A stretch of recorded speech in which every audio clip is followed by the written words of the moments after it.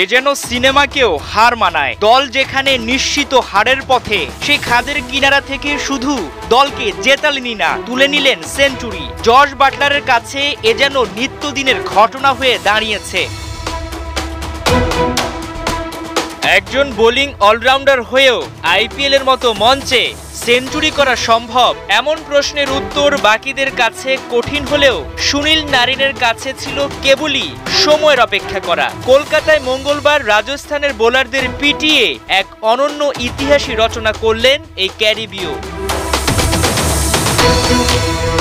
আইপিএলের টেবিলের শীর্ষে উঠতে কলকাতার লড়াই রাজস্থানের সঙ্গে। টস ভাগ্য টেবিল টপারদের পক্ষে, রাজস্থান আগে ফিল্ডিংয়ে।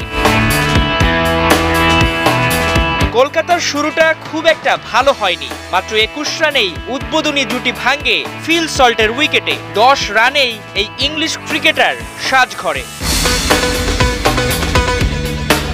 শুরুর বিপর্যয় কাটিয়ে উঠতে সুনীল নারিন, অঙ্কুশ রঘুবংশী উঠে পড়ে লাগেন।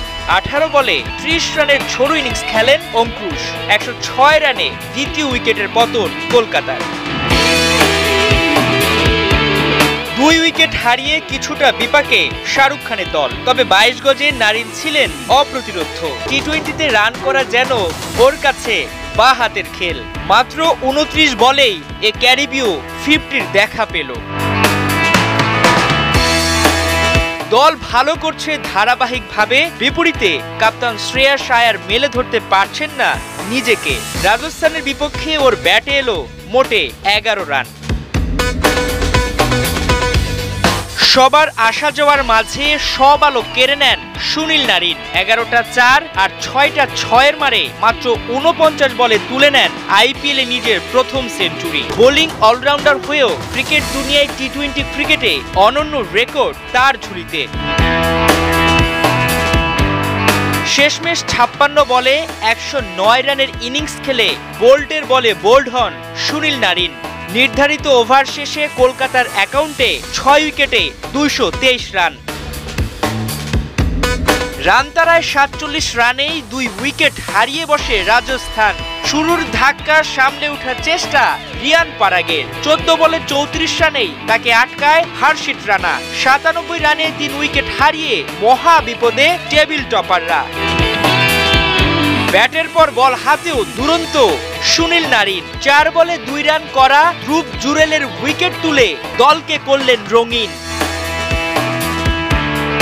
ম্যাচ থেকে অনেকটাই লাইনচ্যুত রাজস্থান। তবে জশ বাটলার তখনও দলকে আশায় বাঁচান। 36 বলে ইংলিশ ব্যাটার 50-র দেখা পান। দলকে আশা দেখাচ্ছিলেন রোবম্যান পাওয়েলও। 13 বলে ওর 26 রানের ঝড় থামান সুনীল নারিন। 4 ওভারে 30 রান খরচায় 2 উইকেট তুলে নেন নারিন। শেষ পর্যন্ত জশ বাটলার লড়ে যাবে আর সঞ্জু স্যামসনরা হার মেনে নিবে। দৃশ্যপট ছিল এমনই, কিন্তু 22 গজে যে ব্যাটার বাটলার তখনও মাটি কামড়ে আছেন। 14 ওভার শেষে রাজস্থানের সংগ্রহ 6 উইকেটে 128 রান।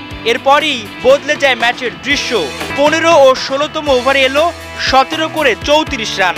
17তম ওভারে 16, 18তম ওভারে 18, 19তম ওভারে 19। শেষ ওভারে জয়ের জন্য রাজস্থানের দরকার 6 বলে 9, হাতে 2 উইকেট।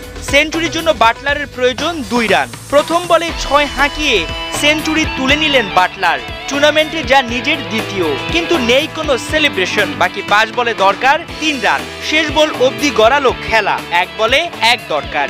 বাটলারের ব্যাটে রানও এলো, শ্বাসরুদ্ধকর জয় তুলে টেবিলের শীর্ষস্থান ধরে রাখলো সঞ্জু স্যামসনের দল।